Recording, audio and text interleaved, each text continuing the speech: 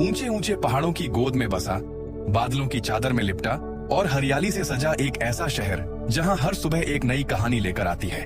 चारों ओर फैले मखमली चाय के बागान, घुमावदार पहाड़ी रास्ते और समय की रफ्तार को मानो थामे हुए सदियों पुरानी टॉय ट्रेन। जी हाँ, स्वागत है आपका भारत की क्वीन ऑफ हिल्स दार्जिलिंग में।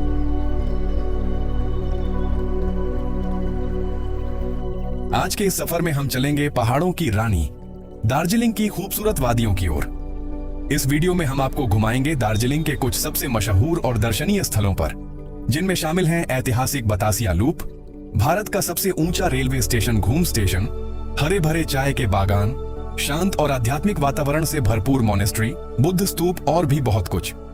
सिर्फ घूमना ही नहीं, बल्कि इस पूरे सफर के दौरान हम आपको जरूरी जानकारी और ट्रैवल गाइड भी देते चलेंगे, ताकि अगर आप दार्जिलिंग आने का प्लान बना रहे हैं तो यह वीडियो आपके लिए और भी उपयोगी साबित हो। तो बने रहिए हमारे साथ आखिर तक, क्योंकि इस खूबसूरत यात्रा की हर मंजिल अपने आप में एक अलग अनुभव लेकर आने वाली है।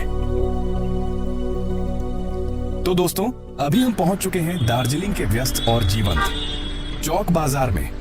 आप देख सकते हैं, यहाँ चारों ओर लोगों की चहल पहल, छोटी बड़ी दुकानें और पहाड़ी शहर की रोजमर्रा की जिंदगी की एक अलग ही झलक देखने को मिलती है। ये सिर्फ एक बाजार नहीं, बल्कि दार्जिलिंग की धड़कन है, जहाँ स्थानीय संस्कृति, खान पान और लोगों की जीवन शैली को करीब से महसूस किया जा सकता है। तो आइए इस रंग बिरंगे माहौल का आनंद लेते हुए हम अपने सफर में आगे बढ़ते हैं और दार्जिलिंग की सभी खूबसूरत जगहों को एक एक करके एक्सप्लोर करते हैं। बात कर लेते हैं कि आप देश के अलग अलग हिस्सों से दार्जिलिंग कैसे पहुंच सकते हैं। अगर आप पहली बार दार्जिलिंग आने का प्लान बना रहे हैं तो यह जानकारी आपके लिए काफी उपयोगी साबित होगी। अगर आप हवाई यात्रा करना चाहते हैं तो दार्जिलिंग का सबसे नजदीकी एयरपोर्ट बागडोगरा है, जो यहां से लगभग 70 किलोमीटर की दूरी पर स्थित है। एयरपोर्ट से आपको आसानी से साझा टैक्सी और प्राइवेट कैब मिल जाती है, जिनसे करीब 2.5 से 3 घंटे में दार्जिलिंग पहुंचा जा सकता है। वहीं अगर आप ट्रेन से आना चाहते हैं तो सबसे नजदीकी प्रमुख रेलवे स्टेशन न्यू जलपाईगुड़ी यानी NJP है। यह स्टेशन देश के लगभग सभी बड़े शहरों जैसे दिल्ली, मुंबई, कोलकाता, पटना, गुवाहाटी और लखनऊ से अच्छी तरह जुड़ा हुआ है। NJP स्टेशन से भी टैक्सी और शेयरिंग जीप की सुविधा पूरे दिन उपलब्ध रहती है। और यदि आप सड़क मार्ग से यात्रा करना पसंद करते हैं तो सिलीगुड़ी से दार्जिलिंग तक नियमित बसें, शेयर टैक्सी और प्राइवेट कैब आसानी से मिल जाती है। पहाड़ों के घुमावदार रास्तों से गुजरते हुए यह सफर अपने आप में बेहद खूबसूरत और यादगार होता है।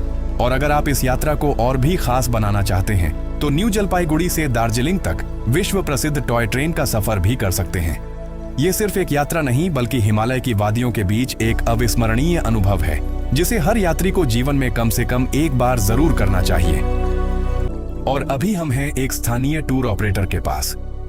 अगर आप दार्जिलिंग घूमने का प्लान बना रहे हैं तो यह जानकारी आपके लिए काफी काम की हो सकती है। यहाँ से दार्जिलिंग के विभिन्न दर्शनीय स्थलों के लिए साइट सीइंग टूर बुक किए जा सकते हैं। चलिए जानते हैं कि यहाँ पर अलग अलग साइट सीइंग पैकेज के क्या चार्ज हैं और किस पैकेज में कौन कौन सी जगहें शामिल की जाती हैं। इससे आपको अपने बजट और समय के अनुसार सही विकल्प चुनने में मदद मिलेगी। इसका पूरा पैकेज 600 रुपए, 6,000। अच्छा, हम सब 600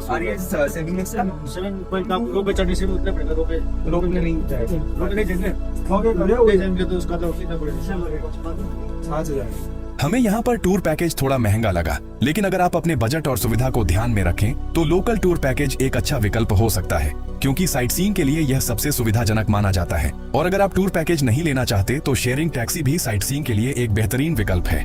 मेरा सुझाव यही रहेगा, अगर आप फैमिली के साथ ट्रैवल कर रहे हैं तो टूर पैकेज लेना ज्यादा सही रहेगा, लेकिन अगर आप अकेले घूम रहे हैं तो शेयरिंग टैक्सी ही सबसे सस्ता और आसान विकल्प है। और अब हम बढ़ते हैं दार्जिलिंग की सबसे लोकप्रिय जगहों में से एक मॉल रोड की ओर। शाम के समय यहाँ का माहौल बिल्कुल अलग ही रंग में नजर आता है। ठंडी पहाड़ी हवाएं, टहलते हुए पर्यटक और पहाड़ों के बीच फैली यह रौनक इस जगह को और भी खास बना देती है। फिलहाल सुबह के लगभग 8 बज रहे हैं। इस समय दार्जिलिंग धीरे धीरे अपनी सुबह की शुरुआत कर रहा है। ज्यादातर दुकानें अभी बंद हैं और बाजार में भी ज्यादा चहल पहल देखने को नहीं मिल रही। हाँ, सड़कों पर स्कूल यूनिफॉर्म में जाते बच्चे जरूर नजर आ रहे हैं, जो इस शांत सुबह में एक अलग ही रौनक जोड़ रहे हैं। पहाड़ों की ठंडी हवा, सुकून भरा माहौल और शहर की धीमी रफ्तार दार्जिलिंग की सुबह का अपना ही एक अलग आकर्षण है। तो दोस्तों, अब हम निकल पड़े हैं दार्जिलिंग की सबसे खास पहचान, इसके विश्व प्रसिद्ध चाय बागानों की ओर। दार्जिलिंग की यात्रा तब तक अधूरी मानी जाती है जब तक आप यहाँ के हरे भरे टी गार्डन को करीब से न देख लें। ये है दार्जिलिंग के सबसे रोमांचक आकर्षणों में से एक, दार्जिलिंग रोपवे। यहीं से आपको ऊपर आसमान की ऊंचाइयों से दूर दूर तक फैले हरे भरे चाय बागानों, गहरी घाटियों और हिमालय की खूबसूरत वादियों का ऐसा नजारा देखने को मिलेगा जिसे शायद ही आप कभी भूल पाएं। अगर आप भी यहाँ आने का प्लान बना रहे हैं तो चौरस्ता से यह रोपवे लगभग 3 किलोमीटर की दूरी पर स्थित है। आप यहाँ टैक्सी के माध्यम से आसानी से पहुँच सकते हैं। वर्तमान में रोपवे का टिकट 350 रुपए प्रति व्यक्ति है। हालांकि समय के साथ किराए में बदलाव हो सकता है, इसलिए टिकट काउंटर पर नवीनतम जानकारी जरूर देख लें। रोपवे सामान्यतः सुबह 10 बजे से शाम 4 बजे तक संचालित होता है। और अब हम रोपवे की सवारी का आनंद ले रहे हैं। आप देख सकते हैं कि पहाड़ों के बीच उड़ते हुए बादल कितने करीब से गुजर रहे हैं। ऐसा लगता है मानो बादल हमारे साथ ही सफर कर रहे हों। यही तो दार्जिलिंग की असली खूबसूरती है। कभी घने बादल पूरे नजारे को अपनी आगोश में ले लेते हैं तो अगले ही पल वही बादल हटते हैं और सामने हरे भरे चाय बागानों, पहाड़ों और घाटियों का अद्भुत दृश्य दिखाई देने लगता है। इस रोपवे की शुरुआत वर्ष 1968 में की गई थी। इसे एशिया के सबसे पुराने यात्री रोपवे में से एक माना जाता है। इसका मुख्य उद्देश्य लोगों को पहाड़ों की प्राकृतिक सुंदरता से रूबरू कराना और पर्यटन को बढ़ावा देना था। आज भी हर साल लाखों पर्यटक इस रोमांचक सफर का अनुभव लेने यहाँ पहुंचते हैं। और आप जिस खूबसूरत घाटी को देख रहे हैं उसे रंगीत वैली के नाम से भी जाना जाता है। इस घाटी का नाम यहाँ बहने वाली रंगीत नदी के नाम पर पड़ा है। ऊपर से इन बागानों को देखना एक अलग ही अनुभव है। दूर दूर तक फैली हरियाली और पहाड़ों की ठंडी हवाएं इस सफर को और भी यादगार बना देती हैं। इन्हीं बागानों में तैयार होने वाली दार्जिलिंग टी अपनी अनोखी खुशबू और स्वाद के कारण पूरी दुनिया में मशहूर है। इसे शैंपेन ऑफ टी भी कहा जाता है। तो दोस्तों, रोमांच से भरपूर इस रोपवे की यादगार सवारी के बाद अब हम नीचे पहुंच चुके हैं। इतनी शानदार यात्रा के बाद भूख लगना तो बिल्कुल स्वाभाविक है, इसलिए अब थोड़ा रुककर नाश्ते का आनंद लेते हैं और फिर निकलेंगे दार्जिलिंग की अगली खूबसूरत मंजिल की ओर। दर्शक बंधुओं, ये है राइस, फ्राइड राइस, और ये जो है हम यहाँ पे ऑर्डर किए हुए हैं और खाने में काफ़ी स्वादिष्ट है। साथ में और लोग भी हैं जो सहयात्री हैं, वो लोग भी अपना लंच कर रहे हैं। तो दोस्तों, अब हम पहुंच चुके हैं दार्जिलिंग की सबसे बड़ी पहचान, विश्व प्रसिद्ध दार्जिलिंग टी गार्डन में। दूर दूर तक फैली हरियाली, पहाड़ों की ढलानों पर सजी चाय की कतारें और चारों ओर फैली ठंडी हवाएं, यह नजारा किसी खूबसूरत पेंटिंग से कम नहीं लगता। तो दर्शक बंधु, ये देखिए, ये टी गार्डन है और यहाँ पर जो है चाय पत्तियों की तुड़ाई का काम चल रहा है। यहाँ पे जो चाय बागान में काम करने वाले लोग हैं, काम कर रहे हैं। विशेष करके जो है महिला वर्ग के लोग ही इसमें काम कर रहे हैं। यहाँ काम करने वाली महिलाएं रोज कई घंटों तक इन पहाड़ी ढलानों पर मेहनत करती हैं। बारिश हो, धूप हो या ठंड, इनकी मेहनत कभी नहीं रुकती। इन्हीं हाथों की मेहनत की बदौलत दार्जिलिंग की चाय पूरी दुनिया तक पहुँचती है। अगर आप दार्जिलिंग आए तो इन टी बागानों में कुछ समय जरूर बिताइए। यहाँ की ताजी हवा, चारों ओर फैली हरियाली और चाय की पत्तियों की हल्की हल्की खुशबू आपको बहुत ही सुकून का अनुभव कराती है। आप ये बताइए कि एक दिन की मजदूरी आपको कितनी मिलती है कंपनी के द्वारा? 232 रुपए। ये तो बहुत कम है मजदूरी। नहीं, तो ये तो बात है।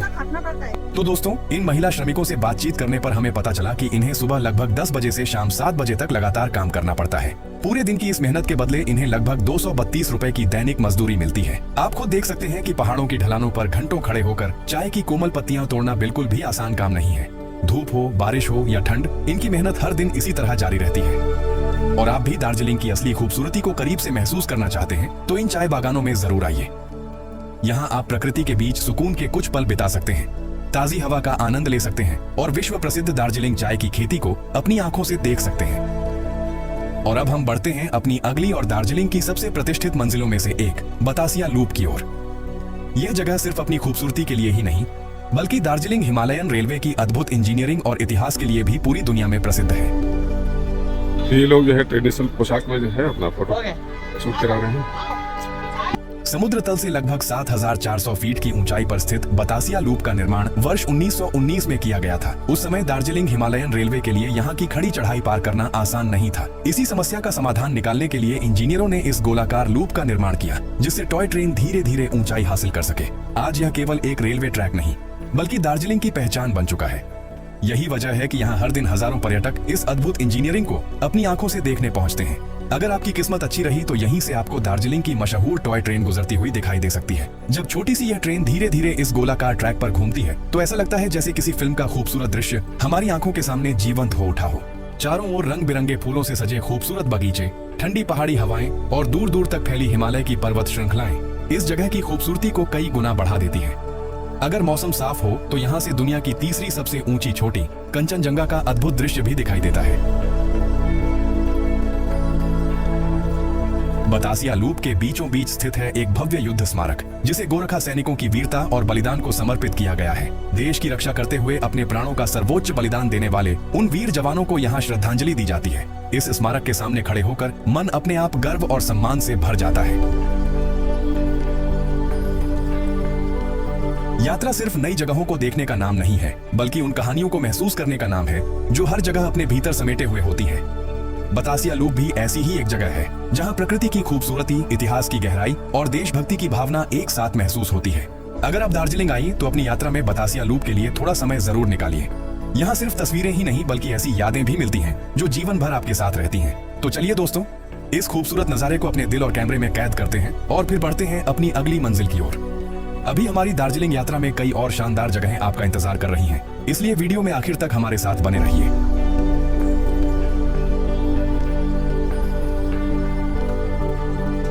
अब हम बढ़ रहे हैं अपनी अगली मंजिल की ओर, दुंग गोन समतेन चोलिंग बौद्ध मोनेस्ट्री, जिसे घूम मोनेस्ट्री के नाम से भी जाना जाता है।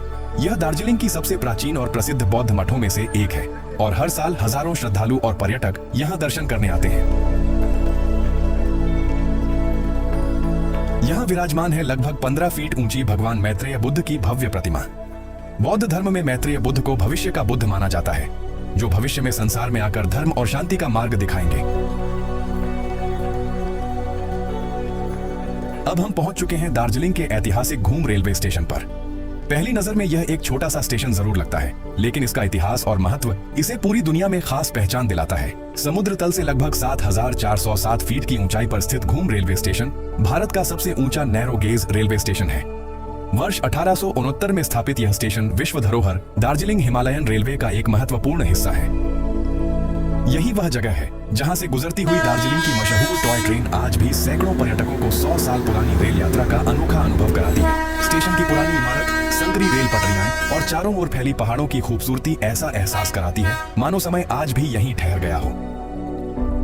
और अब हम पहुंच चुके हैं दार्जिलिंग की एक और खूबसूरत और आध्यात्मिक धरोहर द्रुक सांग नांगचोलिंग मोनेस्ट्री में। इसे डोली मोनेस्ट्री भी कहा जाता है। दूर से ही इसका भव्य प्रवेश द्वार, रंग बिरंगी तिब्बती कलाकृतियां और हवा में लहराते प्रार्थना ध्वज हर आने वाले का स्वागत करते हैं। इस मोनेस्ट्री की वास्तुकला तिब्बती बौद्ध परंपरा का एक सुंदर उदाहरण है।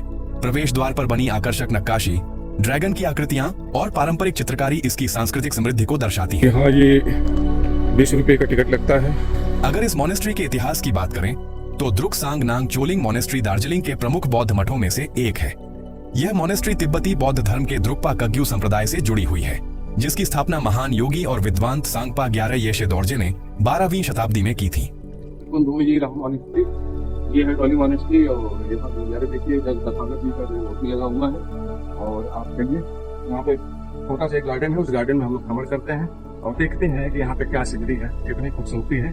आइए। यह दार्जिलिंग का सबसे बड़ा और सबसे प्रसिद्ध बौद्ध मोनेस्ट्री है। अपनी भव्य वास्तुकला, शांत वातावरण और आध्यात्मिक महत्व के कारण यह दुनिया भर के श्रद्धालुओं और पर्यटकों को अपनी ओर आकर्षित करता है। ये देखिए घूम रेलवे स्टेशन का जो है पॉइंट है वो टावर के पास। और मोनेस्ट्री परिसर के अंदर आपको यह खूबसूरत छोटा सा गार्डन भी देखने को मिलेगा। रंग बिरंगे फूल, भगवान बुद्ध की शांत प्रतिमा और चारों ओर की मनमोहक सजावट इस जगह की सुंदरता में चार चांद लगा देती है। यहाँ आने वाला लगभग हर पर्यटक कुछ समय रुककर इस शांत वातावरण का आनंद लेता है और अपनी यात्रा की खूबसूरत यादों को कैमरे में कैद करता है। इसलिए अगर आप भी यहाँ आए तो इस गार्डन में कुछ पल जरूर बिताइए और अपनी यादगार तस्वीरें लेना बिल्कुल न भूलिए। यहाँ की खूबसूरती देखिए कितना सजाया गया है। कुछ नेचुरल पुष्प है और कुछ आर्टिफिशियल पुष्प है। जो छोटे पुष्प है वो आर्टिफिशियल नहीं है बल्कि नेचुरल है। ये देखिए नेचुरल पुष्प, ये देख रहे हैं, ये नेचुरल पुष्प है। लेकिन ये जो है आर्टिफिशियल है। ये वास्तव में इस तरह का पुष्प नहीं है, ये आर्टिफिशियल बनाया गया है। लेकिन ये देखिए नेचुरल पुष्प है। यहाँ देखिए आप इस पुष्प को देखिए, ये जापानी पुष्प हो सकता है, जो भी हो। ये देखिए ये आर्टिफिशियल पुष्प लगाए गए हैं। पुष्प तो है नहीं लेकिन लगाए गए। ये देखिए अभी मौसम खुला हुआ था, अभी बादल जो है छा गए हैं। ऊपर की तरफ धूप, नीचे की तरफ बादल। वास्तव में यहाँ का नजारा शब्दों में बयां करना आसान नहीं है। पहाड़ों को अपनी आगोश में समेटे ये उड़ते बादल, ठंडी हवाएं और चारों ओर फैली हरियाली ऐसा एहसास कराती है मानो प्रकृति ने अपनी सबसे खूबसूरत तस्वीर यहीं उकेरी हो। अगर आप दार्जिलिंग आए तो इस जगह पर कुछ पल रुककर इस शांत वातावरण को जरूर महसूस कीजिए। यकीन मानिए, यहाँ बिताया गया हर पल आपकी यात्रा की सबसे खूबसूरत यादों में शामिल हो जाएगा। अब चलते हैं इस पवित्र मोनेस्ट्री के भीतर और करीब से जानते हैं इसकी आध्यात्मिक विरासत, अद्भुत वास्तुकला और यहाँ छिपी उन कहानियों को जो सदियों से लोगों को शांति और आस्था का संदेश देती आ रही हैं। और अब हम मोनेस्ट्री के मुख्य प्रार्थना कक्ष में प्रवेश कर चुके हैं। सामने विराजमान भगवान बुद्ध की यह भव्य स्वर्णिम प्रतिमा पहली ही नजर में मन को शांति और श्रद्धा से भर देती है। चारों ओर रंग बिरंगी तिब्बती चित्रकला, सुंदर नक्काशी और पारंपरिक बौद्ध कलाकृतियां इस प्रार्थना कक्ष की दिव्यता को और भी बढ़ा देती हैं। यहाँ का हर स्तंभ, हर चित्र और हर प्रतिमा बौद्ध संस्कृति और आध्यात्मिक विरासत की एक अनमोल कहानी सुनाती है। अगर आप कुछ क्षण यहाँ शांत बैठ जाएं, तो आपको केवल सन्नाटा नहीं बल्कि एक ऐसी सकारात्मक ऊर्जा का अनुभव होगा जो मन को भीतर तक सुकून पहुंचा देती है। यही वह स्थान है जहां बौद्ध भिक्षु प्रतिदिन प्रार्थना, ध्यान और धार्मिक अनुष्ठान करते हैं। सच कहें तो दार्जिलिंग की खूबसूरती सिर्फ उसके पहाड़ों और चाय बागानों में ही नहीं बल्कि ऐसे आध्यात्मिक स्थलों में भी बसती है जहां आकर मन अपने आप शांत हो जाता है।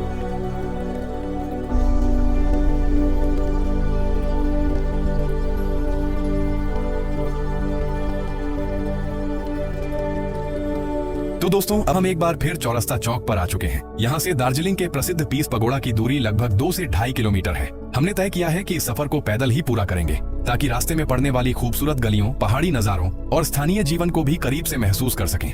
अगर आप पैदल चलना नहीं चाहते तो अपनी सुविधा और बजट के अनुसार यहाँ से आसानी से टैक्सी भी हायर कर सकते हैं। दार्जिलिंग में साझा और रिजर्व दोनों तरह की टैक्सियां उपलब्ध रहती हैं, जिससे पीस पगोड़ा तक पहुंचना काफी आसान हो जाता है। आप यहाँ देख सकते हैं कि दार्जिलिंग में पर्यटकों की अच्छी खासी भीड़ उमड़ी हुई है। सड़क पर गाड़ियों की लंबी कतारें लगी हैं और ट्रैफिक भी काफी धीमी गति से आगे बढ़ रहा है। पर्यटन सीजन के दौरान यहाँ ऐसा नजारा अक्सर देखने को मिल जाता है। अगर आप भी दार्जिलिंग आने का प्लान बना रहे हैं तो कोशिश करें कि सुबह जल्दी निकलें। इससे ट्रैफिक से बचने के साथ साथ आप आराम से सभी प्रमुख पर्यटन स्थलों का आनंद भी ले पाएंगे।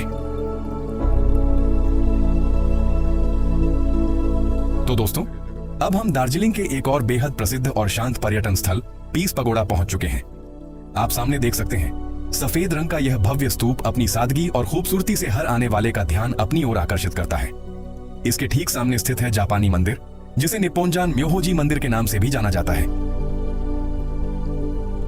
यह पूरा परिसर शांति, प्रेम और मानवता का संदेश देता है।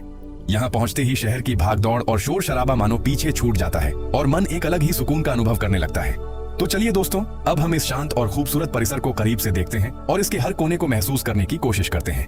यहाँ की निर्मल शांति, चारों ओर फैली हरियाली और आध्यात्मिक वातावरण इस जगह को दार्जिलिंग के सबसे खास पर्यटन स्थलों में शामिल करते हैं। साथ ही हम जानेंगे इस स्थान का इतिहास, इसके निर्माण का उद्देश्य और उन रोचक तथ्यों के बारे में जिनकी वजह से हर साल देश विदेश से हजारों पर्यटक यहाँ खींचे चले आते हैं। आप देख सकते हैं कि इस भव्य पीस पगोड़ा के चारों ओर भगवान बुद्ध की 4 भव्य प्रतिमाएं स्थापित की गई हैं। इसके अलावा यहाँ कई सुंदर उकेरी गई आकृतियां और चित्र भी हैं, जो भगवान बुद्ध के जीवन की महत्वपूर्ण घटनाओं को बड़े ही आकर्षक ढंग से प्रस्तुत करते हैं। ये लेटे हुए भगवान बुद्ध की मूर्ति है, यहाँ शयन मुद्रा में है। ऊपर यक्ष, देखिए किस तरह से उनकी स्तुति कर रहे हैं। ये निर्वाण स्थली कुशीनगर का ये दृश्य है। जब महात्मा बुद्ध बीमार पड़ गए थे, वहाँ की ये सीनरी है, आप देख सकते हैं। और आप यहाँ इस सुंदर नक्काशी को देख सकते हैं। इसमें हाथियों पर सवार राज परिवार और शाही जुलूस का दृश्य उकेरा गया है। और यहाँ इस प्रतिमा में भगवान बुद्ध के जन्म की घटना को दर्शाया गया है। बौद्ध परंपरा के अनुसार लुम्बिनी वन में जन्म लेते ही बालक सिद्धार्थ ने 7 कदम आगे बढ़ाए और अपना दाहिना हाथ आकाश की ओर तथा बायां हाथ धरती की ओर उठाया। यह मुद्रा इस बात का प्रतीक मानी जाती है कि उनका जन्म मानवता के कल्याण और सत्य के मार्ग का प्रकाश फैलाने के लिए हुआ है। और इस नक्काशी में भी भगवान बुद्ध के महापरिनिर्वाण का दृश्य दर्शाया गया है। इसमें भगवान बुद्ध शांत मुद्रा में विश्राम करते हुए दिखाई देते हैं और यहाँ भगवान बुद्ध के महाभिनिष्क्रमण यानी गृह त्याग की घटना को दर्शाती है। राजकुमार सिद्धार्थ सांसारिक सुख सुविधाओं का त्याग कर अपने प्रिय घोड़े कंथक पर सवार होकर सत्य और ज्ञान की खोज में राजमहल छोड़ देते हैं। यही वह क्षण था जिसने आगे चलकर उन्हें भगवान बुद्ध बनने की दिशा में अग्रसर किया। और ये देखिए ध्यान मुद्रा में है तथागत जी, महात्मा बुद्ध जी समाधि अवस्था में है, ध्यान मुद्रा है। यहाँ इस नक्काशी में भगवान बुद्ध को बोधि वृक्ष के नीचे ध्यान मग्न अवस्था में दिखाया गया है। बौद्ध परंपरा के अनुसार जब सिद्धार्थ गहन ध्यान में लीन थे, तब मार नामक दैत्य ने उन्हें ज्ञान प्राप्त करने से रोकने के लिए अनेक प्रकार के भय, प्रलोभन और बाधाएं उत्पन्न की। लेकिन भगवान बुद्ध अपने संकल्प से तनिक भी विचलित नहीं हुए। अंततः उन्होंने मार पर विजय प्राप्त की और यहीं उन्हें परम ज्ञान की प्राप्ति हुई। यही क्षण राजकुमार सिद्धार्थ के भगवान बुद्ध बनने का सबसे महत्वपूर्ण पड़ाव माना जाता है। आप यहाँ भगवान बुद्ध की इस दिव्य प्रतिमा को देख सकते हैं। उनके हाथों की मुद्रा को धर्मचक्र प्रवर्तन मुद्रा कहा जाता है, जो उनके प्रथम उपदेश का प्रतीक मानी जाती है। बोध गया में ज्ञान प्राप्त करने के बाद भगवान बुद्ध ने सारनाथ के मृगदाय वन में अपने 5 शिष्यों को पहला उपदेश दिया था। इसी के साथ बौद्ध धर्म के प्रचार प्रसार की शुरुआत हुई और इसे धर्मचक्र प्रवर्तन अर्थात धर्म के चक्र को गति देना कहा गया। अब जरा इस जगह के शांत और मनमोहक वातावरण को महसूस कीजिए। चारों ओर फैली हरियाली, पहाड़ों की ठंडी हवाएं और प्रकृति का यह सुकून भरा नजारा मन को एक अलग ही शांति का अनुभव कराता है। यही वजह है कि पीस पगोड़ा केवल एक धार्मिक स्थल नहीं, बल्कि ध्यान, आत्मिक शांति और प्रकृति से जुड़ने का एक बेहतरीन स्थान भी माना जाता है।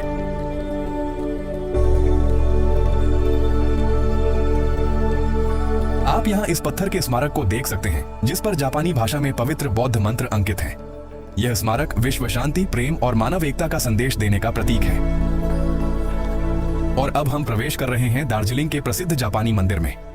बाहर से जितना सुंदर यह मंदिर दिखाई देता है, अंदर का वातावरण उससे भी कहीं अधिक शांत और आध्यात्मिक है। सामने भगवान बुद्ध की सुंदर प्रतिमा विराजमान है, जिसके दर्शन करते ही मन में एक अलग ही शांति का अनुभव होने लगता है। मंदिर के अंदर एक छोटा सा मॉनेस्ट्री भी स्थित है, जहां बौद्ध भिक्षु नियमित रूप से प्रार्थना और ध्यान करते हैं। चारों ओर सजी भगवान बुद्ध की प्रतिमाएं, पारंपरिक जापानी सजावट और प्रार्थना स्थल इस मंदिर की आध्यात्मिक गरिमा को और भी बढ़ा देते हैं। यहाँ का शांत वातावरण और सकारात्मक ऊर्जा कुछ पल के लिए हर चिंता और भागदौड़ को भुला देती है। यदि आप दार्जिलिंग आए तो इस मंदिर में कुछ समय शांत बैठकर ध्यान का अनुभव जरूर करें। यकीन मानिए, यह अनुभव आपकी पूरी यात्रा को और भी यादगार बना देगा। इसी के साथ हम भगवान बुद्ध के अंतिम दर्शन करते हैं और उनके चरणों में विश्व शांति, सुख और समृद्धि की प्रार्थना करते हैं। इस शांत और आध्यात्मिक वातावरण में बिताए ये कुछ पल हमारी यात्रा की सबसे खूबसूरत यादों में हमेशा शामिल रहेंगे। अब समय है यहाँ से विदा लेने का और दार्जिलिंग की हमारी इस खूबसूरत यात्रा के अगले पड़ाव की ओर बढ़ने का। आइए चलते हैं अपनी अगली मंजिल की ओर, जहाँ हमारा इंतजार कर रही है एक और नई कहानी, एक और नया अनुभव। तो दोस्तों, पीस पगोड़ा और जापानी मंदिर की इस खूबसूरत यात्रा के बाद अब हमें भी अच्छी खासी भूख लग चुकी है। इसलिए अब चलते हैं नाश्ते की ओर और देखते हैं कि दार्जिलिंग में सुबह के नाश्ते में क्या खास मिलता है। नाश्ते में हमने एक गर्मा गर्म आमलेट ऑर्डर किया है। पहाड़ों की ठंडी सुबह में गर्मा गर्म नाश्ते का मजा ही कुछ और होता है। अगर आप भी दार्जिलिंग आए तो स्थानीय छोटे छोटे रेस्टोरेंट और ढाबों में नाश्ता जरूर ट्राई कीजिए। यहाँ कम कीमत में ताजा और स्वादिष्ट खाना मिल जाता है, जो आपकी यात्रा के अनुभव को और भी यादगार बना देता है। और दोस्तों, अगर आपको शॉपिंग का शौक है तो दार्जिलिंग का यह स्मार्ट बाजार आपके लिए एक बेहतरीन जगह हो सकती है। यहाँ आपको कपड़ों, जूतों, इलेक्ट्रॉनिक्स, कॉस्मेटिक्स और रोजमर्रा की जरूरतों का सामान एक ही जगह पर आसानी से मिल जाता है। इसके अलावा आसपास कई बड़े बड़े शोरूम और स्थानीय दुकानें भी मौजूद हैं, जहाँ से आप दार्जिलिंग की मशहूर चाय, ऊनी कपड़े, हस्तशिल्प और यादगार उपहार भी खरीद सकते हैं। ये इस तरह से देख सकते हैं, यहीं से दिखाएंगे। यहाँ बच्चों के मनोरंजन के लिए कई तरह के गेम जोन और राइड्स उपलब्ध हैं, जहाँ वे अलग अलग गेम्स का भरपूर आनंद ले सकते हैं। रंग बिरंगी गेमिंग मशीनें, कार रेसिंग गेम्स और कई मनोरंजक एक्टिविटीज बच्चों को काफी पसंद आती हैं।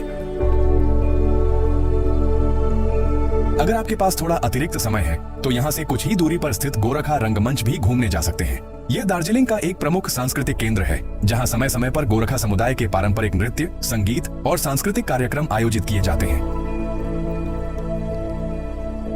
और दोस्तों, अगर आप वन्य जीवों और प्रकृति को करीब से देखना पसंद करते हैं तो यहाँ से कुछ ही दूरी पर दार्जिलिंग का प्रसिद्ध Padmaja Naidu Himalayan zoological park भी स्थित है। यह चिड़ियाघर हिमालयी वन्य जीवों जैसे रेड पांडा, स्नो लेपर्ड और हिमालयन भालू के लिए पूरी दुनिया में जाना जाता है। और यहाँ का टिकट 110 रुपये पर पर्सन है। यह 7:30 बजे से लेकर के और 4 बजे तक खुला रहता है। ये देखिए पर्यटक बंधुओं की भीड़। दोस्तों, वीडियो थोड़ा लंबा जरूर हो रहा है, लेकिन हमारा उद्देश्य है कि आपको एक ही वीडियो में दार्जिलिंग की पूरी यात्रा करा सकें। इसलिए आखिर तक हमारे साथ बने रहिए, क्योंकि अभी इस सफर में कई शानदार जगहें और रोचक जानकारियां आपका इंतजार कर रही हैं। ये है यहाँ का प्रसिद्ध चौरस्ता चौराहा। आप यहाँ का खूबसूरत माहौल देख सकते हैं। चारों ओर घूमते पर्यटक, खुले आसमान के नीचे कबूतरों के बीच खेलते बच्चे और आसपास फैली पहाड़ों की सुकून भरी फिजा इस जगह को और भी खास बना देती है। इस जगह की शुरुआत ब्रिटिश शासनकाल में हुई थी। जब अंग्रेजों ने 19वीं शताब्दी में दार्जिलिंग को एक हिल स्टेशन के रूप में विकसित किया, तब उन्होंने इस खुले मैदान को लोगों के मिलने जुलने और घूमने फिरने के लिए तैयार किया। धीरे धीरे यह स्थान दार्जिलिंग का सामाजिक और सांस्कृतिक केंद्र बन गया। चौरस्ता नाम भी अपने आप में दिलचस्प है। हिंदी और नेपाली भाषा में चौरस्ता का अर्थ होता है वह स्थान जहां 4 रास्ते आकर मिलते हैं। यही वजह है कि इस जगह का नाम चौरस्ता पड़ा। ब्रिटिश दौर में अधिकारी और उनके परिवार शाम के समय यहाँ टहलने आया करते थे। समय के साथ यह जगह स्थानीय लोगों और पर्यटकों की पसंदीदा जगह बन गई। आज भी चौरस्ता दार्जिलिंग की पहचान माना जाता है। यहाँ वाहनों का प्रवेश नहीं होता, इसलिए आप बिना किसी शोर शराबे के आराम से घूम सकते हैं। आसपास बने कैफे, स्थानीय हस्तशिल्प की दुकानें, बुक स्टॉल और बैठने की जगहें इस स्थान को और भी आकर्षक बनाती हैं।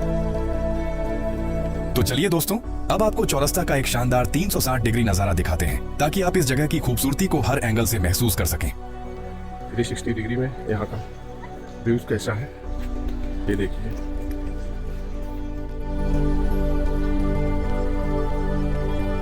दार्जिलिंग की सबसे खास बातों में से एक है यहाँ का मौसम, जो हर पल अपना रंग बदलता रहता है। अभी कुछ ही देर पहले आसमान बिल्कुल साफ था, लेकिन देखते ही देखते घने बादलों ने पूरे इलाके को अपनी आगोश में ले लिया। यही तो दार्जिलिंग का असली जादू है। यहाँ कब धूप खिल जाए, कब हल्की बारिश शुरू हो जाए और कब बादल आपके बिल्कुल सामने आकर खड़े हो जाए, इसका अंदाजा लगाना मुश्किल है। सुबह का समय है, अधिकतर बच्चे स्कूल जा रहे हैं, पर्यटक लोग अभी कमी है, लेकिन विद्यालय जाने वाले छात्रों की और विद्यार्थियों की संख्या ज्यादा ही दिख रही है। और बिल्कुल वातावरण जो है पल पल बदल रहा है, यहाँ का मौसम बदल रहा है। अभी यहाँ पे खुला हुआ, इधर की तरफ देखिए, इधर जो है खुला हुआ मौसम है, लेकिन अभी आप देख रहे हैं इधर की तरफ बादल आ रहे हैं। धुंध के रूप में ये बादल आ रहा है और इसमें ह्यूमिडिटी ज्यादा है, एक आध बूंद भी गिर रही है, आप देख सकते हैं। ये देखिए, अब हम चौरस्ता से आगे बढ़ रहे हैं दार्जिलिंग के सबसे प्रसिद्ध और आस्था के केंद्र महाकाल मंदिर की ओर। तो हम महाकाल मंदिर की तरफ चलते हैं। दर्शक बंधुओं, ये देखिए महाकाल मार्केट लिखा हुआ है इस बोर्ड पे, और आगे की तरफ हम चल रहे हैं। ये देखिए, आप बादलों के अंदर से होकर चल रहे हैं, बादल घिरे हुए छाए हुए हैं और कुछ लोग जो है मंदिर की तरफ जाते हुए दिखाई दे रहे हैं, स्थानीय लोग हैं। यह मंदिर सिर्फ धार्मिक दृष्टि से ही नहीं, बल्कि अपनी अनूठी आध्यात्मिक विरासत और प्राकृतिक सुंदरता के लिए भी जाना जाता है। चलिए सबसे पहले भगवान महाकाल के पवित्र दर्शन करते हैं और इस दिव्य वातावरण का अनुभव लेते हैं। इसके बाद हम एक एक करके दार्जिलिंग के सभी प्रमुख पर्यटन स्थलों की सैर करेंगे और उनसे जुड़ी रोचक व उपयोगी जानकारी भी आपके साथ साझा करेंगे। इसलिए वीडियो में आखिर तक हमारे साथ बने रहिए, क्योंकि हमारा पूरा प्रयास रहेगा कि इस एक वीडियो के माध्यम से आपको दार्जिलिंग की प्राकृतिक खूबसूरती, यहाँ का इतिहास, संस्कृति और प्रमुख पर्यटन स्थलों का ऐसा अनुभव मिले मानो आप खुद हमारे साथ इस यात्रा का हिस्सा हो। तो चलिए बिना किसी देरी के अपने अगले पड़ाव महाकाल मंदिर की ओर चलते हैं। महाकाल मंदिर दार्जिलिंग के प्रसिद्ध ऑब्जर्वेटरी हिल की चोटी पर स्थित है। यह स्थान चौरस्ता मॉल रोड से मात्र 5 से 10 मिनट की पैदल दूरी पर है। मंदिर तक पहुंचने के लिए हल्की सी चढ़ाई करनी पड़ती है, लेकिन रास्ते भर चारों ओर फैले ऊंचे ऊंचे देवदार और चीड़ के पेड़, रंग बिरंगे प्रार्थना ध्वज और शांत वातावरण इस सफर को बेहद सुखद बना देते हैं। अब हम महाकाल मंदिर के प्रांगण में पहुंच चुके हैं। मंदिर के प्रवेश द्वार पर श्रद्धालुओं की सुविधा के लिए जूता स्टैंड की व्यवस्था की गई है। यहीं अपने जूते चप्पल उतारकर श्रद्धालु मंदिर परिसर में प्रवेश करते हैं। जैसे ही हम महाकाल मंदिर के परिसर में प्रवेश करते हैं, सबसे पहले यहाँ का शांत और आध्यात्मिक वातावरण मन को अपनी ओर आकर्षित कर लेता है।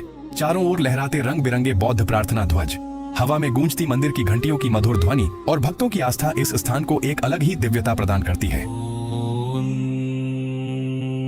महाकाल मंदिर की सबसे अनोखी बात यह है कि यहाँ हिंदू और बौद्ध दोनों धर्मों की परंपराएं एक साथ देखने को मिलती हैं। एक ओर भगवान शिव की आराधना होती है, तो दूसरी ओर बौद्ध प्रार्थना ध्वज और स्तूप इस स्थान की सांस्कृतिक विरासत को दर्शाते हैं। यही धार्मिक सौहार्द इस मंदिर को दार्जिलिंग के सबसे विशेष स्थलों में से एक बनाता है। महाकाल मंदिर परिसर की एक और खास बात यह है कि यहाँ देश के कई प्रसिद्ध ज्योतिर्लिंगों और पवित्र शिवधामों के प्रतीक स्वरूप छोटे छोटे शिवलिंग स्थापित किए गए हैं। इसलिए जो श्रद्धालु किसी कारणवश देश के सभी तीर्थों तक नहीं पहुँच पाते, वे यहाँ एक ही स्थान पर कई पवित्र धामों के प्रतीकात्मक दर्शन कर सकते हैं। मंदिर परिसर में आपको जागेश्वर धाम, भीमा शंकर, केदारनाथ सहित कई अन्य पवित्र शिवधामों के प्रतीक शिवलिंग देखने को मिलेंगे। प्रत्येक शिवलिंग को अलग अलग लोहे की जाली से बने छोटे मंदिरों में स्थापित किया गया है, जहां श्रद्धालु श्रद्धापूर्वक जल अर्पित करते हैं और भगवान शिव का आशीर्वाद प्राप्त करते हैं।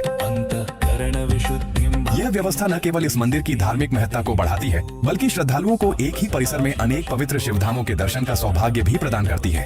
यही कारण है कि महाकाल मंदिर दार्जिलिंग आने वाले श्रद्धालुओं और पर्यटकों के लिए आस्था का एक महत्वपूर्ण केंद्र माना जाता है।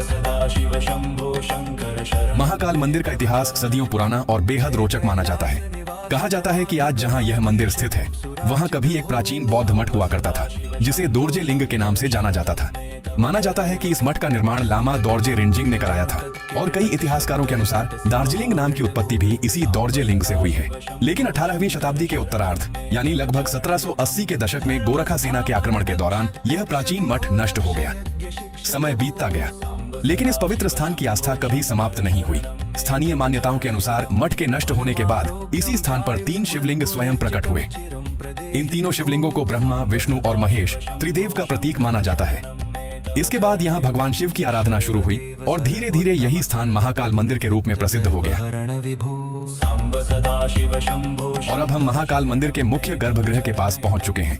यही इस मंदिर की सबसे अनोखी और विशेष बात है। यहाँ एक ओर भगवान महाकाल यानी भगवान शिव की पूजा अर्चना होती है, तो दूसरी ओर भगवान बुद्ध की आराधना की जाती है। सबसे दिलचस्प बात यह है कि यहाँ आपको हिंदू पुजारी और बौद्ध भिक्षु दोनों एक साथ पूजा अर्चना करते हुए दिखाई देंगे। यह दृश्य धार्मिक सद्भाव, आपसी सम्मान और एकता का अद्भुत उदाहरण प्रस्तुत करता है। शायद यही वजह है कि महाकाल मंदिर केवल आस्था का केंद्र ही नहीं, बल्कि हिंदू और बौद्ध संस्कृति के संगम का भी एक जीवंत प्रतीक माना जाता है। अगर आपको हमारी यह यात्रा और जानकारी थोड़ी सी भी पसंद आ रही है, तो वीडियो को लाइक करना ना भूलें और अगर अभी तक चैनल को सब्सक्राइब नहीं किया है, तो उसे भी जरूर कर लीजिए। अब यहाँ से हम आगे बढ़ेंगे दार्जिलिंग के एक और बेहद मशहूर आकर्षण पीस पगोड़ा की ओर। वहाँ से आपको न केवल अद्भुत शांति का अनुभव होगा, बल्कि दार्जिलिंग के शानदार नजारे भी देखने को मिलेंगे। तो चलिए बढ़ते हैं अपने अगले पड़ाव की ओर।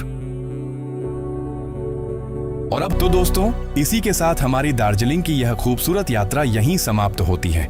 इस सफर में हमने दार्जिलिंग के प्रसिद्ध पर्यटन स्थलों, ऐतिहासिक मोनेस्ट्री, महाकाल मंदिर, पीस पगोड़ा, चाय बागानों, रोपवे, बतासिया लूप, घूम रेलवे स्टेशन और यहाँ की प्राकृतिक सुंदरता को करीब से देखने और समझने की कोशिश की।